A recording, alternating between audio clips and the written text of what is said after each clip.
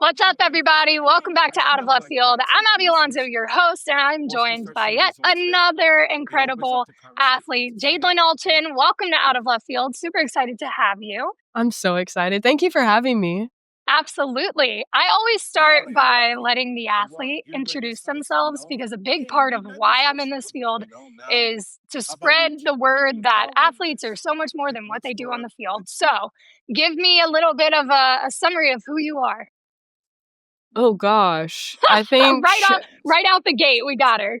well, yeah, because I think for me, I love doing different things all the time. So it's like when I'm off the field, it's like my favorite playground time. I like to call it that, I guess. Like that. I'm doing so many different side quests right now of like I've done flag football over this off season. I'm substitute teaching right now. I'm not running camps, but helping out with camps here and there. So I'm doing a bunch of side quests right now of like doing things that I haven't been able to in the past just because with timing and softball.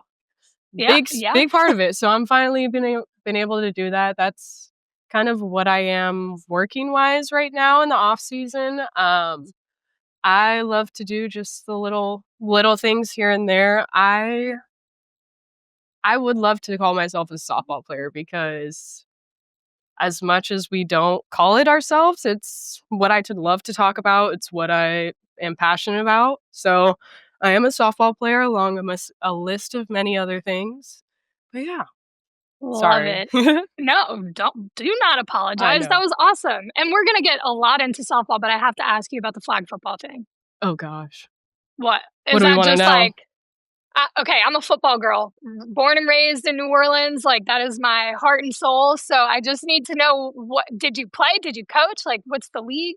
So one of my friends from high school, he randomly was like, "Hey, are you in town by chance? We need a sub to play. And you're one of the most athletic people that I know. So hopefully you're in town."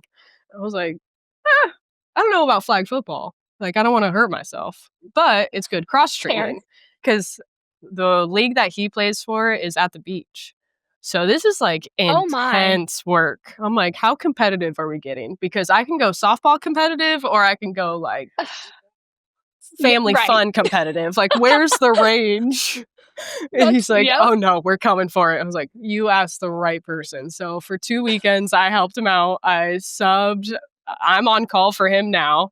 Of like, if he ever needs a sub for flag football, I'm out there. But yeah, just randomly got asked, and I am pushing myself to say yes to a lot more things outside of my comfort zone, and especially in a sport that I grew up around but never played in. And flag football is growing in California, so, and all across high schools, college, all around. So I'm like, okay, might as well. I've always seen it. So I love that. First off, playing in sand, that, you want to talk about cross training? I can only imagine. My hips after, I couldn't even walk up the stairs. And this is coming from a professional athlete, y'all. Like, it was training in sand in any way is rough. So props to them for doing it every weekend. Honestly, I'm only on call. That's awesome, though. Yeah, that you were able to do that and play a different sport just for fun. Also, the competitive nature of it. Like, I know a lot of people in my circle and people that I talk to that are professional athletes. It's so hard to turn it off. Like, the competitiveness, it doesn't matter what it is. Exactly. You gotta be careful when you ask me to play games. Like, we're winning and that's it. That's it. The only thing I'll get out of it. But it's fun. It was fun, just like him being the only person I knew and like just making more friends along the way. Like, just being involved in different communities has been my little itch right now. Just being able to explore around. That's the way to do it during the off season. But I do want to talk about softball. I think that whenever Tori told me your story, and I'm not going to spoil it yet because I really want to dive into that. I'm very excited for that. But I want to start with like UCLA and going there from Washington, like kind of explain that process because, you know, you're betting on yourself when you leave one team and go to another. And, you know, what was the decision maker there and how are you feeling in that process? Yeah, and I know it's a hot topic, especially with transfers, NIL money. That's the reason. That 100% was not my reason. A lot of people like to assume, oh my gosh, UCLA NIL money. No, I loved my time at Washington. I would not trade it for the world. I owe a lot of my college career to them, obviously, playing 4 years, doing the 4 years that I promised on contract, and I loved it so much, but I felt like it was kinda time for me to come home. UCLA is only about 45-minute drive from me.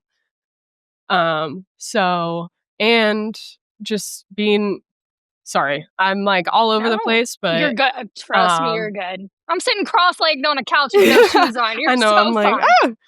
Um, but no, I think towards the end of my senior year, we had just come from the World Series.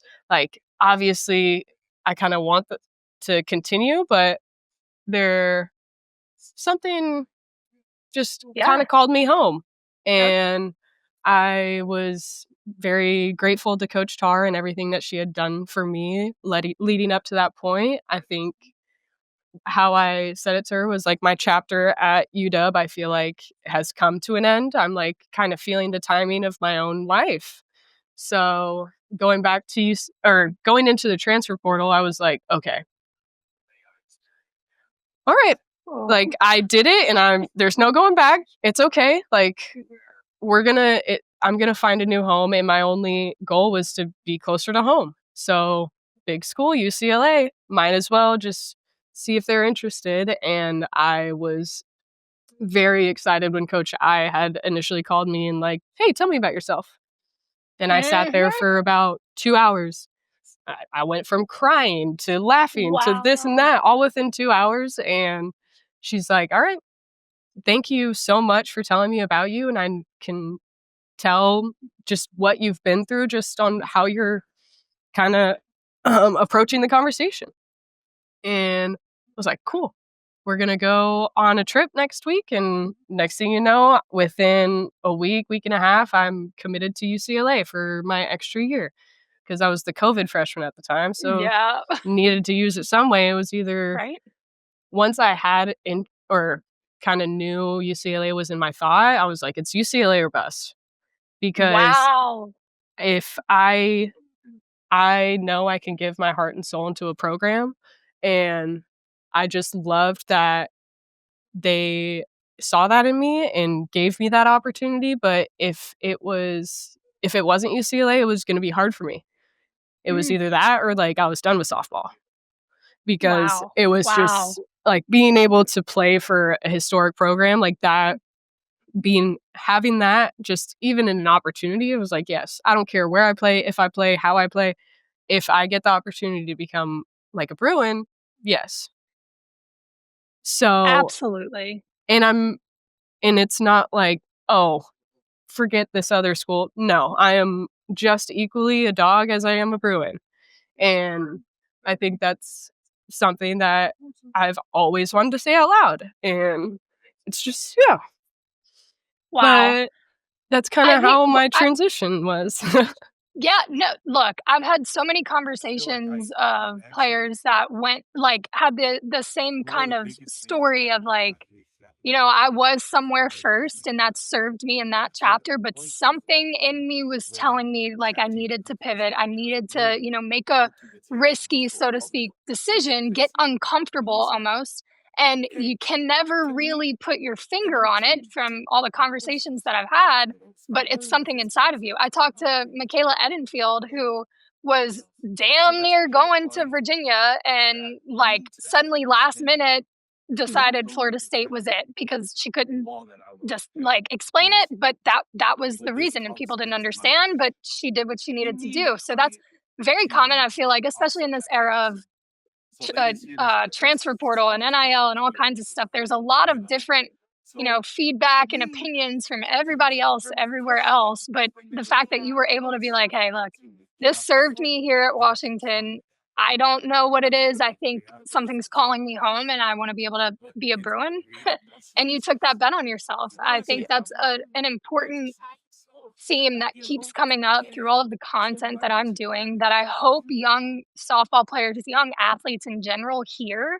Like, trust your inside your gut. Like, you know what's best for you, and you need to make that decision for yourself, even if it is risky, but it tends to pay off exactly how it's supposed to.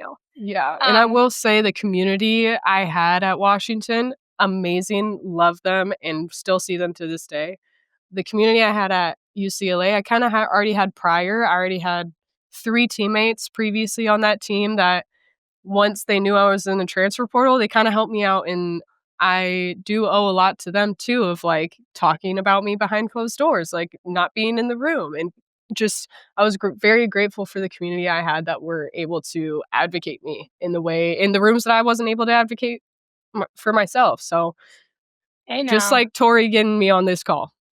Like That is a y'all, Tori, if you watched last week's episode, after we ended that, she went on for about 10 more minutes telling me I had to DM Jadelyn, and I was like, "All right, I got it."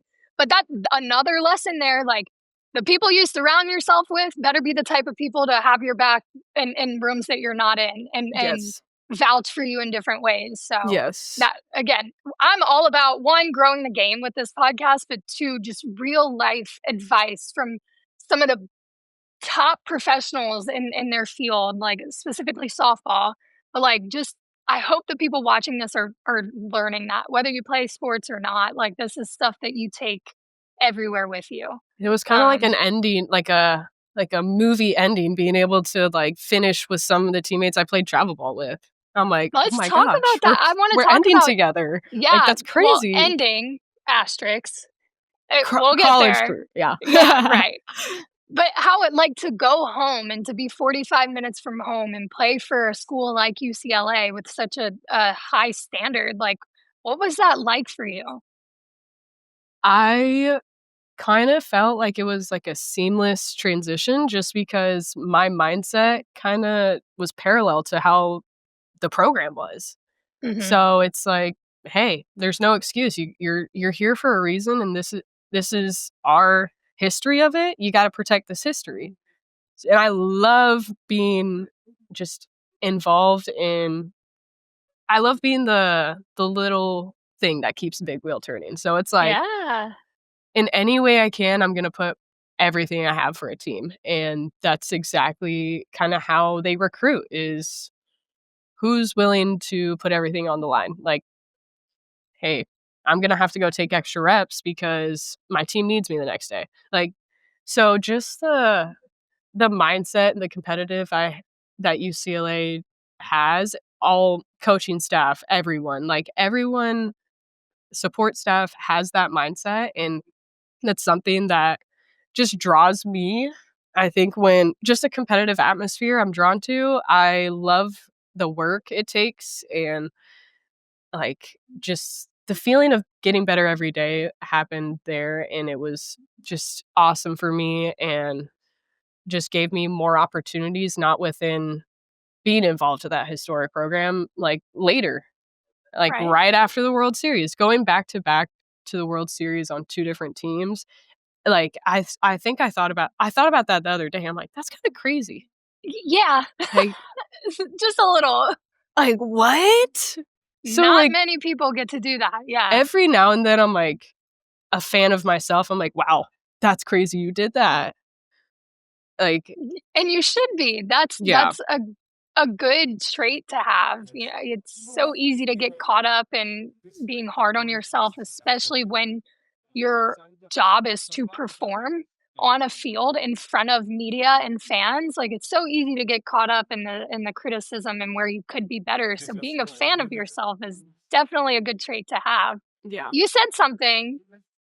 You like being a small part of the big wheel that goes, right? And I think that's actually foreshadowing, and I can't wait any longer because I need to hear the story from you. Oh gosh. Um, from my understanding, you were with the Talons, but you were not under contract, No. and that championship series, you were not in uniform. You were in the stands. Um, Talk about for somebody who maybe never, like, watched an AUSL game or has no clue what I'm talking about, explain that. Yeah. Do you want me to start with like draft or like how the concept works? Give me the whole. Just give it to me. Okay. I remember sitting at the draft. Last year we were having a watch party with Michigan State, and I'm like, okay, like there's no promises I'm gonna be drafted. There's like a slight chance. It's okay. We're just gonna watch it. I just want to see how it plays out. And saw the whole draft, sat through the whole thing, and I'm like, okay.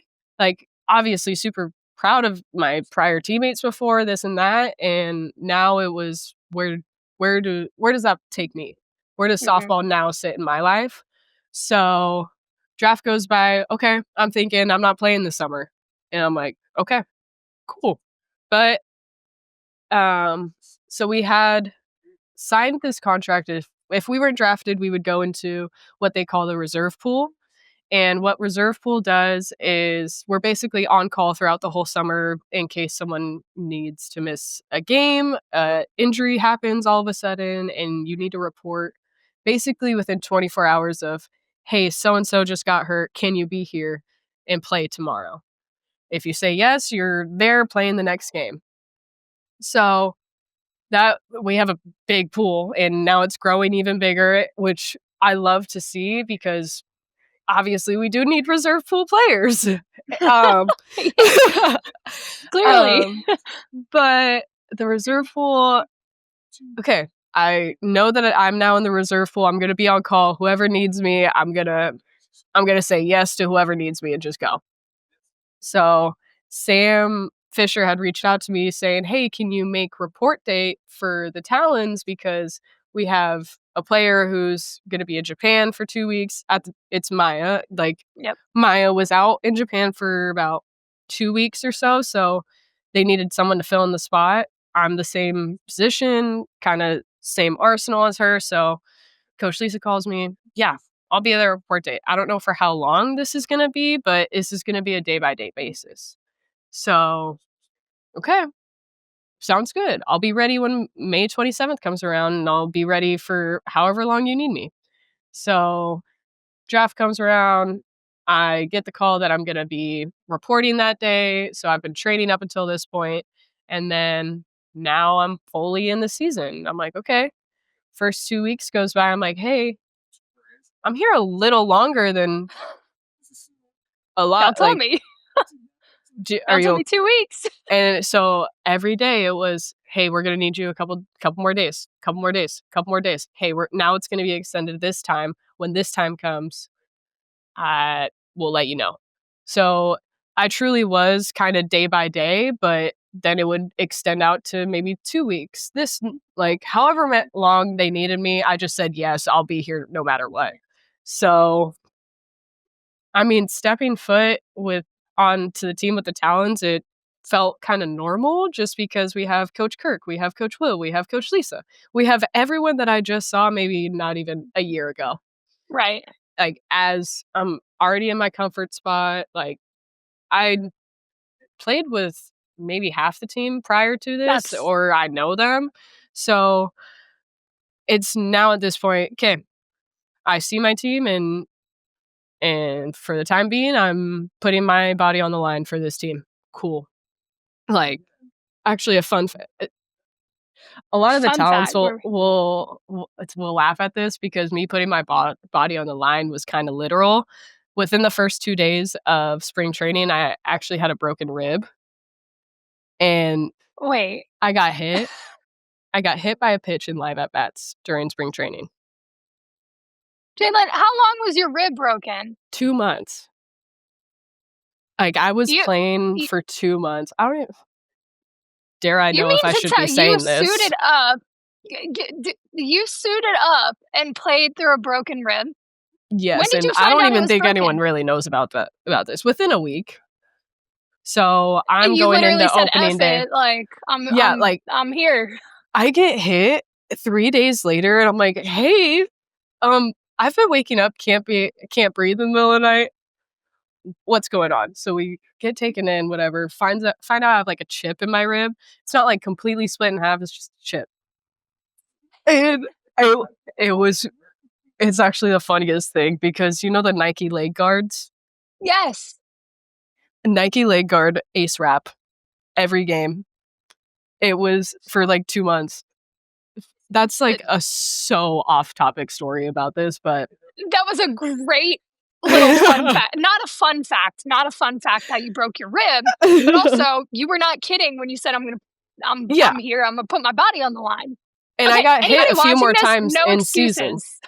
I got hit like a few times in at-bats in season. One of them was in the cast that I made. I was like, oh, the Nike leg guard. And you just had to push through. Yeah, but that's kind of what the season went. And sorry, there's that story. Back half of the season with reserve player, that's when Maya was able to like actively kind of work out with us. And I'm like, okay, so I'm going to leave the team. Like I was already mentally preparing. I'm going to leave the team. Like I know my role and this is her position over mine regardless because I'm just the filler. And I'm just going to do as much as I can, as best as I can, and try as hard as I can for, like, when she steps in, like, it's seamless for her. And so I initially, now I'm going to backtrack a little bit. I initially came in as a reserve pool player as, like, I'm just going to sit the bench because I'm just the filler. And all these girls have their, like, rightful spots. Like, all I can do is compete, try my best. If I'm called on, get that pressure and just find a way to do it. So getting called on, I was like, I know you and Tori had discussed about this, but betting on myself, like that was a big factor last summer is like, there's no pressure at all, but I love being in the pressure moments. So being called on of like, hey, go do a hit and run. Oh, okay. Sounds good. I'm going to attempt to execute this and carry on. Yep. It ended up happening. And then another pressure situation after another. I'm like just doing what I'm kind of supposed to be doing. Yeah, you balled out. You can say it. You balled out. You did. Okay. When they asked you to do something, you delivered. You played your role so well. Like you executed. You balled. Thank you. Yeah, it's just like to say I did my job because at the end of the day, that's what I felt like I did. And so humble. I love it. But yeah, once the back half, like once Salt Lake started coming around, Maya was then kind of training with us, and I'm like, cool, go for it. Like, I'm so excited for you. Like, her and I were texting, like, this sucks that it's happening, but like it has to happen. And like we totally understood where we were at. And like I was so excited for her to now just like get into the lineup and do what she did. And she did it so well. She freaking crushed it. But and then during that trip in Salt Lake, I'm still there. I'm a fan. Hey, can you be on the team within the next 24 hours? Hey, I'm in the stands. I can be there whenever you want. Right now, if you need. Yeah. So basically that's what happened. And I was on call for, I think I was off the team for 48 hours before I was put back on. And I was like, all right, like, sounds good. And so, yeah, I'm about 80%. I don't even know the percentage of games. 21 of the games I played in. So it was just crazy going from, I don't think I'm going to see the field to, oh my gosh. Like I was a part of 21 of, how many was, I don't know. I forgot the games. I can't remember. But once we got to Tuscaloosa, it was just fun being able to play one or two more games of the Talons and being like, all right, you got us to this point. Like, we're going to have to go back to what our original thing was. And like, we no longer need you, but I was still I was in the stands with Talons jerseys. Like, there's no way I was going away from that team. So yeah, just being able to watch it all as a fan, that was so exciting. And like being able to celebrate with them was even just a different story. It was just a special year. It was crazy. Yeah. So it doesn't end there though. Play through a broken rib. You're on call at all times. You don't know how long you're going to be there. You stayed positive. And I'm sure there were times where like that could be a little heavier, the mental back and forth of am I playing? Am I not playing? on a team? Am I like just the back and forth? You push through all of that. The team wins the inaugural championship. You're in the stands. Let's fast forward to the draft that just happened. I want you to tell anybody listening the end of this story or the next chapter, how this next chapter is going. Yeah, so my theme that whole last season was Velcro to stitches. I think in the back of my head, it was always like, this is the bigger picture. Like, I'm the reserve pool player right now, but next year I want to get drafted. So that was just the bigger picture of all last year.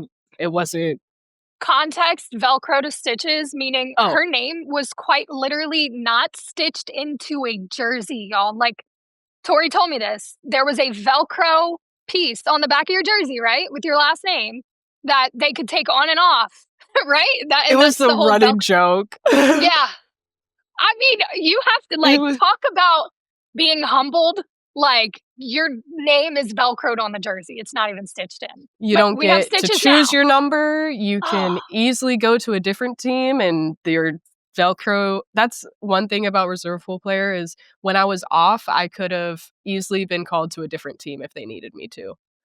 So that was tough, being so ingrained into this Talon team of like, I'm running the BP warm-up playlist. Like, I'm kind of setting the vibe of the hitting routine. Like, I'm putting the music on. Like, not that it's a big part, but it's a big part. And I just love being light and fluffy around the team. So I'm so like integrated into this team that it's kind of weird if someone calls me and is like, hey, can you be on our team for 24 hours? And like, so that was the scariest part, I think, for me, was like, oh my gosh, if I go to another team, what happens? Like, but yeah, so the Velcro was kind of the funny story of like, they're going to take it off eventually, guys. So it is a constant reminder of just, you know, like every day I look at the Velcro, I'm like, okay, like next year it's not going to be Velcro.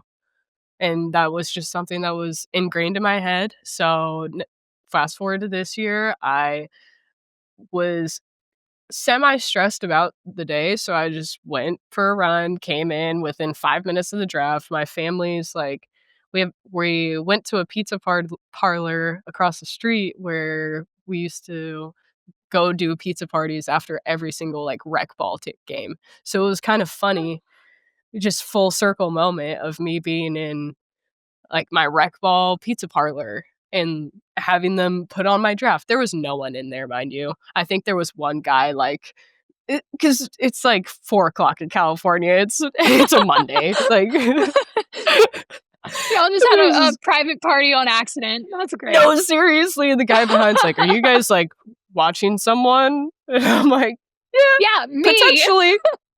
Maybe. Hopefully. I don't know. So we're trying this again. Yeah, exactly. I'm like, hopefully this time. So I'm actually on FaceTime with Tori the whole draft. Like, my family's behind me, and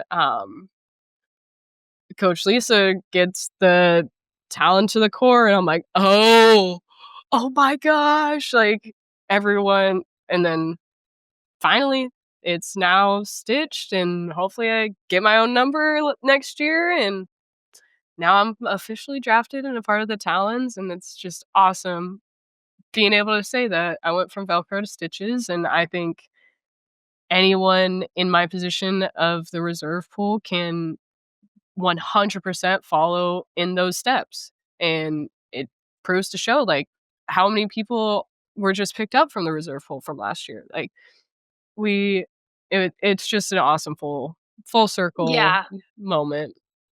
I'm lucky enough that I get to talk to athletes all the time about their stories, and they really are incredible. But when I kid you not, and I'm not blowing smoke, when Tori told me that, I was like, this is like, that's very powerful for you to constantly be trying to earn your spot, and you know that it's not permanent, it's temporary. I mean, again, Velcro and the injuries and, you know, not being drafted the first year. Like, there are a lot of things that could be like, you know what, maybe this is a sign. Maybe I should be out. Like, it'd be easy to roll over and, you know, call it quits.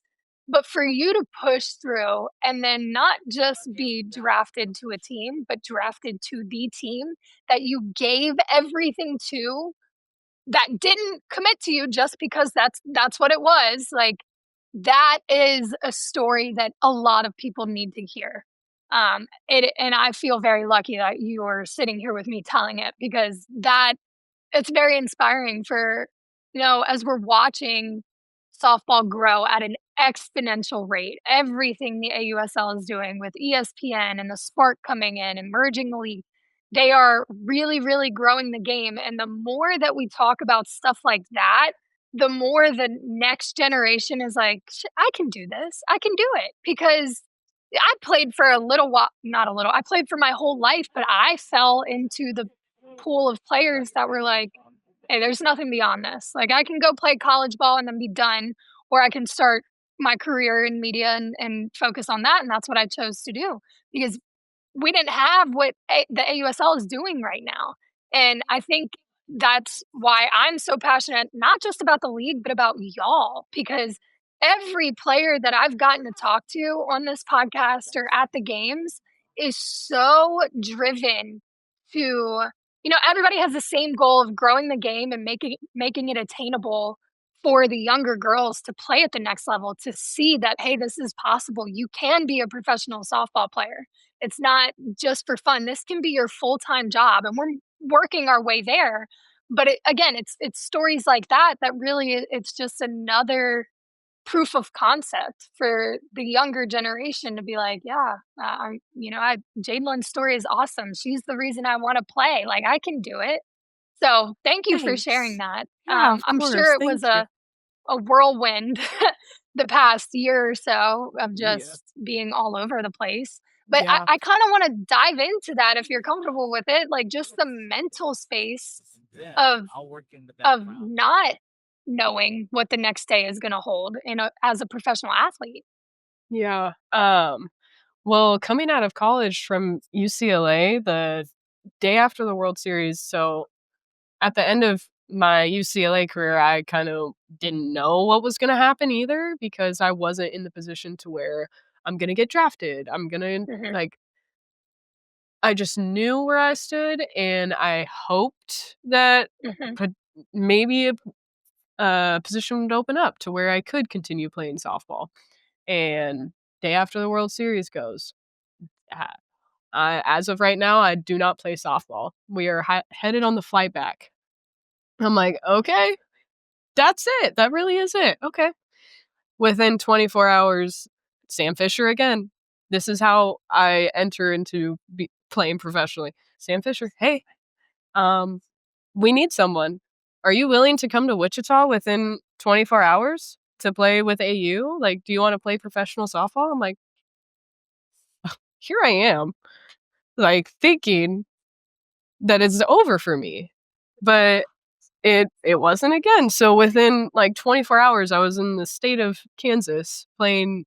That one was crazy too. Is like, I think there's always going to be a spot as long as you're willing to find it, because we have been able to like create so many opportunities. It might not be the one that you're like, oh my gosh, that's the one, that's the top of the top. I want that, this and that. It might not be that, but for me, I just know I'm not done. So I'm always going to like find different ways. If I didn't get drafted this year, I'm going to see what international is like. So I think the cool thing about our sport expanding so rapidly right now is we're having so many more opportunities to grow it in different parts of the world right now at different levels. So it's like, if you think you're done and you know you're not, that means you're not.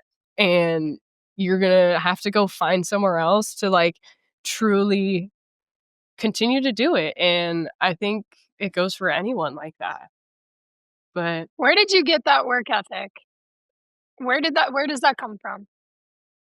I think this past year just kind of taught me a lot about it. And honestly, Tori and I have been like this. So her going to the Cascade is very like, I'm going to start thinking about my mental health right now and how to like maintain it, because she helped me a lot of like the betting on yourself. Like I remember watching the podcast, and she was like, if you think you can't do it, then why should I believe that you can't do it? Like, damn straight. Whoa, you're right. Like, if I say I'm gonna do something, I know I'm gonna do it.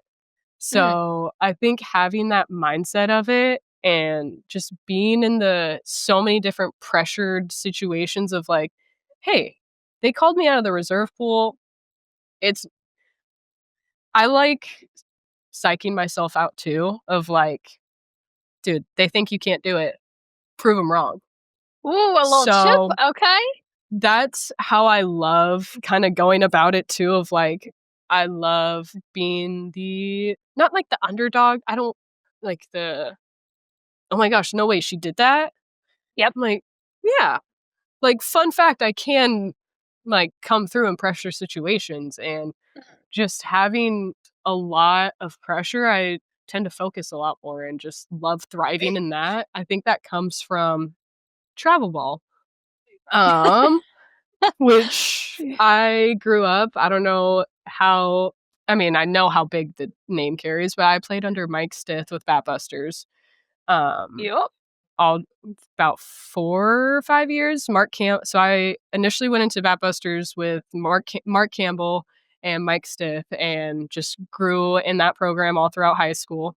So I think I get that competitive, like, no, I need to do this. This needs to happen, and anything less than perfect, like, or anything less than what can get through this, it's unacceptable. So, to me, I kinda trained myself of, like, I know where my standard is, I know what is obtainable, what might be too far, and what is like, "No, I can push myself a little bit more in this area." So, I think travel ball definitely gave me that just itch of, like, wanting to Yep. compete, wanting to learn more, wanting to just I know I'm making a mistake, but that can't happen twice. So, Learning from it, right, yes. right. So, just the constant learning from this is my favorite part of this, and, like, how mentally I get through it is, like, I know there's so many more areas for me to grow in and, like, giving myself that grace, but also knowing I can grow into it and pushing myself to grow in that way. That and there it's so hard to find that balance, it really is, to be competitive and to push yourself and know, "Hey, I got more left in the tank," or, "I didn't give everything that I have, I know my standard's better than that," but also not falling into what we were talking about earlier of being so hard on yourself that you almost start to self, you know, destruct, And and I've been finding that that player. balance. I was gonna ask, was there ever a time in your career where you were way too like, you fell into that area of like, "Damn, I'm being really hard on myself and it's affecting me." Yeah, I think there are I will admit, I do have some, like, slip ups here and there because Eh, when I know the pressure is obtainable and, like, I know I can meet the expectation, that's where I get more frustrated on myself, and I'm mhm. kinda giving myself a shorter time frame as the years goes by of, like, "Nope, your little tiff needs to be shorter than that. That's Mm, unacceptable." So it's like, at one point, like, I don't like throwing my stuff, but it's like, I'll toss my glove. I won't chuck it, I'll toss it, yeah, and I'm like, "You know what? That's ridiculous. What are we that doing?" was we're better. Like, yeah. Like, We're better than it's that. always in my head of, like, "You're better than that." Like, don't be that. You're better than that. I think I constantly try reminding myself, like, be the teammate you want other teammates to look Mhm. at. Like, be the teammate that's smiling and being like, "What is she gonna do? Strike us out? Yep. Like, ah, what do we get? Well, Whatever." Like, I just love, like, keeping it loose, so if I can't keep it loose, that's where I kinda have to be more self-aware with myself of, "Hey, yeah. you're not as free as you need to be right now. Loosen up a little bit. It's not that serious." Self-awareness and accountability, and this goes outside of sports. If you're a young athlete, I hope that you hear this. Of you being self-aware, you're gonna mess up. It is human, you are gonna mess up on the field, you are sometimes not gonna be a good teammate. It's going to happen. The thing that makes you different or shows that you're growing is when you can be aware of it, take accountability, and then put in the effort not to do it again or to get better or to learn from the mistake. That is so important. I'm learning that as a 25-year-old just running a business and working in media. I mess up all the time. But as I've gotten older, it's shortening that stint of I'm pissed off at myself or at the world, whatever it is, but being bothered by something that already happened. Okay, Abby, you messed up here. What can you do about it now? I can be aware, I can take accountability, and I can be better next time. That is so important. And especially as you're talking about that in softball, like to be able to do what you did, you wouldn't have been able to go through a season in the reserve pool and an injury and everything if you didn't have that mental strength to continue to keep up with yourself and to continue to want to grow and learn from your mistakes. That's why you are where you are. So again, I say it all the time, but if you're a young athlete, just please listen, just soak up something, because everything these women are saying on here, it's valuable. We've gone through all of the experiences, and we are trying our best to just help you guys kind of just absorb the information as much as you can and like understand it. I think that's what like when I'm running camps, a lot of people don't understand it until they actually like experience it and feel it. And I'm like, see, that's what I was talking about. Yeah. Like, oh, I get it now. Yeah. So I think that's definitely a good message for everyone. Just being able to just be okay with that's how the state of the fact is. It also doesn't happen overnight. This is a skill. Like the same way you work out your muscles, you have to work out your brain in these same situations. So you can hear us sitting here saying, hey, listen, like this is the advice we have. It's probably not going to click immediately until you're in a situation where you have to use that mental strength to get through it. And then it's reps. You just have to keep doing it. You don't just one day decide, oh, yep, I'm mentally tough. Nothing bothers me. And if you do, let me know, because I haven't figured that out yet. But yeah, seriously. I kind of want to talk about your family. You mentioned that they were at the accidental draft party whenever the Talons drafted you. But what has their role been in your softball career? Yeah, we're a big sports family, I'd say. My brother, I mean, all three of us kind of grew up competitive swimming with like a side sport. So like my side sport, or not side sport, but multi-sports when we were younger, and swimming was the consistent one. And then my brother did football and baseball. My sister and I did softball and swimming. And wow. And then my dad he played football at USD. He coached football for 13 plus years. So I kind of grew up on the football field too, football of just girl. being at the practices and hearing those whistles, hearing the band play, all of it. Oh my gosh. The band, yeah. But my mom played softball too. She was a really good third baseman. My aunts played Sports softball family. too. Yeah.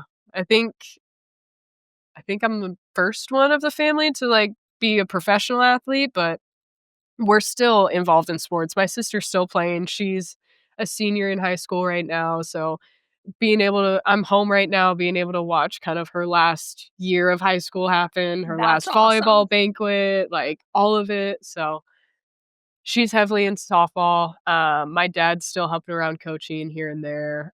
He's actually false. He is a professional like strongman competitor. Yeah. So I wasn't. He was. He beat you to it. Let me fact check myself real quick. Yeah, so he does strongman competitions. He's crazy in that aspect, but we've all just been a very active family and like always wanting to one up each other and compete with each other. Like we just came from a week of camping in San Diego, and at this place they have activities like dodgeball. My family and dodgeball. I don't even know if Tori told you about this. She went camping with us. But dodgeball is competitive in my family, so we take on the whole campground when it's so bad. I'm talking I almost have like a film review of my headshots from security camera. Like Stop.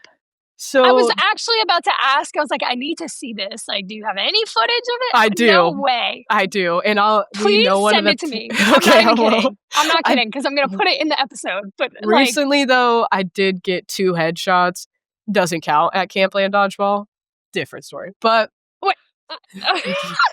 Is it Campland Dodgeball? Is that what you just said? That's what we Campland Dodgeball. But, no way. Yeah, so we do that, we do cornhole, we do wiffle ball, we do all of it, so they kind of just help me compete still. Like, we'll go, hey, we want to go to the pickleball sets, who wants to get their butt kicked? Love it. We'll go do a pickleball court, we'll go volleyball. Recently, I've been taking my sister to the volleyball court. So they're still like actively a part of my journey every day of like helping me train. I'm going to go hit with my dad a few times a week. Like, stuff like that. So I've just been very grateful in my small little community I have with my family of like, we're going to help you train. Like, I think that's awesome. Like how far softball is taking you. And they've definitely been very supportive and like very great when it comes to just like coming home, knowing that I don't know, there's a lot of good things that come out of it. And I'm just very grateful to have that community. Yeah, and what we talked about earlier of having a community that, has your back and wants the best for you. Your family kind of getting it, being athletes and being competitive, like you're in an environment that's going to help you excel at your career because of that. So Yeah, that's really cool. I'm thinking where my head goes as a content creator. I'm like, damn, it would have been cool to mic them up at a dodgeball game. Like, that's where my head just went. I was like, I wonder if they ever go if they go You're camping giving me a lot. ideas too. Like, should I send some mics over? Oh, okay, wonderful. So now I have another content creation idea. The next time y'all go camping and play dodgeball, we're gonna have to do some mic'd up stuff. I wish I would have known Tori was there because I need an outsider's perspective of what it was like to watch your family play dodgeball. Also, that's terrifying. It comes down to like sequence too. Like we get at each other's throats with like board games. But I pitch it in dodgeball. So I pitch it and are you kidding? Yes. And everyone's like, "Are you a pitcher?" I'm like, "I'm an outfielder." Ha! Like that's insane. Yeah. But what you were about to say something, it looks like. The pitching reminds me of like I actually had a pitching toe on my whole UCLA softball. Oh. I had a pitching toe on my whole last year of college softball. No one knows that either. And I love that because that is my favorite fun fact. I was ready to go in at any time because at our pitching staff situation that year was like, hey. You just had to be just in case. On standby. Are you kidding? Be on call. I had a pitching any UCLA picture anyone has of me, I have a pitching toe on. It's so fun. But what did you pitch? Sorry if that's an ignorant question, but like, or was this just, hey, Jadelyn's athletic, like if it comes down to it, we know we should probably throw her up there and the defense would have her? Or like what? I was definitely like, hey guys, I'm gonna put the ball in play. I'm not striking them out. Like you guys are getting the outs. No, I never like saw the field. That's one thing that I wish would have happened in my college career is like pitching. But I threw a bullpen one time. I threw a bullpen one time. That was it. But do you have what pitches do you have? My curve was kind of nasty. No way. Okay, no. This is how it happened too. I was like, hey coach, we were kind of not like doing tryouts, but we were like, hey, any position players that know how to pitch, let us know. Yeah. I was like, I love to pitch. I love to mess around and pitch. Like I'll throw maybe 2 or 3 bullpens a year just to like see if I still had it because I hadn't pitched since I was like freshman in high school. Oh my! So I'm like, I still have it, and so I was like, hey coach, you mind if I throw a bullpen right in front of your office? She's like, okay, sounds good. I start throwing. I throw a whole bullpen, and then she comes out and she's like, up and out. I start hitting my spots and she's laughing. And she's like, they had no clue. They had no clue grabbing you from the transfer portal that they were going to have a reserve pitcher. That's insane. It's one of my favorite stories to tell. But yeah, Coach Ives is like laughing as I'm like hitting my spots in this bullpen. And I was like, so can I ask Coach Kirk to get a pitching toe on? She's like, yeah, you can. So that's Holy. So I still have it for the purpose of dodgeball campland or campland dodgeball. You wear it at dodgeball? No, not the pitching toes. Oh, no. I was gonna say. When people ask if I'm a pitcher, yeah. I'm like, technically, I could have, but I didn't. I have the skill set. Yeah. That's awesome. I love that. I love how that story merged there. Dodgeball to, oh yeah, by the way, I wore a pitching toe my whole time at UCLA. Yeah. There's breaking news, everybody. Little sidetrack stories. Oh, no. This is my favorite part. I just looked at the clock, didn't realize I've almost had you for an hour. I'm so sorry. Oh, don't be. I love this. We can yap as long as we want. That's music to my ears. I know that I saw something, and I don't remember when it was, about American Sign Language and your skill set there. So I know you took class in college, but what's the backstory? So yes, I still use it here and there. I think I've definitely lost my ability to hold a fluent conversation. Yeah. But all throughout high school, I did 4 years of sign language in high school. So I got my biliteracy from Huntington. And yeah, I've just kind of took that, and my mom knows sign language, so whenever she came to visit games, we would sign to each other in the stands of like, "Hey, where's dad? Hey, who's that? Like, what are you doing?" Like, we would just have full conversations from the field to the stands sometimes of like, "Hey, when's dad gonna come here?" This and that. Aww. So we'll have conversations signing to each other. So yeah, that. What made you wanna take it? And, like, did you have to take it in high school, or did you choose to do that? So, this is gonna be a big story, but great. In high school, it was, like, the required language, so Okay. I was actually, like, an inter-district transfer, so I went to Huntington instead because I wanted to play softball there, and they offered sign language, which I don't know why I had the appeal of sign language. I think it being kind of everyone's first language, what I like to think is everyone's first language, just being able to develop off that and, like, in times of need, it's kind of the, third, fourth most used language in the nation, so I'm like, "Hey, I can be useful sometimes, like, let me just try that." So, did 2 years, ended up loving it because of the teacher I had, Mr. Moran. Shout out to Mr. Moran, honestly. He still follows me to this day. When I'm substitute teaching, I'll go and hang out in his class, and like he's like, "Congrats, I saw you got drafted." Like, I just recently worked at Huntington, so I saw him in the office and we got to talking about softball and like how he's still following my career. So it's awesome still having that connection and him being the reason why it was so fun for me, and like the language was awesome to learn. And so I ended up taking 4 years because I just loved the class so much, and did sign song. Is like the concert that we would put on of like literally signing songs in front of the deaf community. Like, yes, it's so scary in the moment, but it's fun saying that I was able to do that and be a part of it. So I don't know. Sign language has just been a very niche thing that I have. Like, I don't know Spanish, unfortunately. I wish I did, but I'm learning Japanese right now. So shout out Duolingo too. But wow, is that how you're learning it? Right now, yes. I'm learning how to play chess and Japanese off of and learning how to speak Japanese off of Duolingo right now. Okay, so full circle moment. We started this podcast by you saying I'm on a side quest kick right now, and I like doing little random like things. Okay, so Japanese and chess, Jadelyn is learning both of those things right now. Yep. I love that. I love that. Thanks. I feel like that's such a good thing, like just to have, like to always want to learn things, like regardless of what it is, but new skills, new hobbies and stuff. Like you just being curious about life. Like that's awesome. That's one thing that I know for a fact I am is very curious about life and how people live it and their practices that different communities have and different cultures, different parts of the world.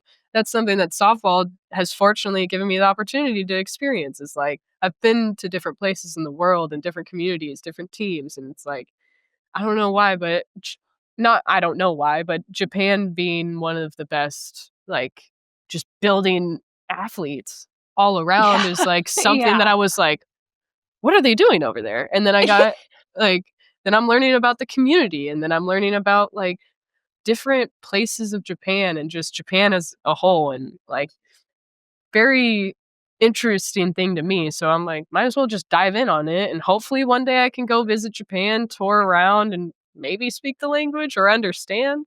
But, yeah, I'm just very curious about life and travel and people.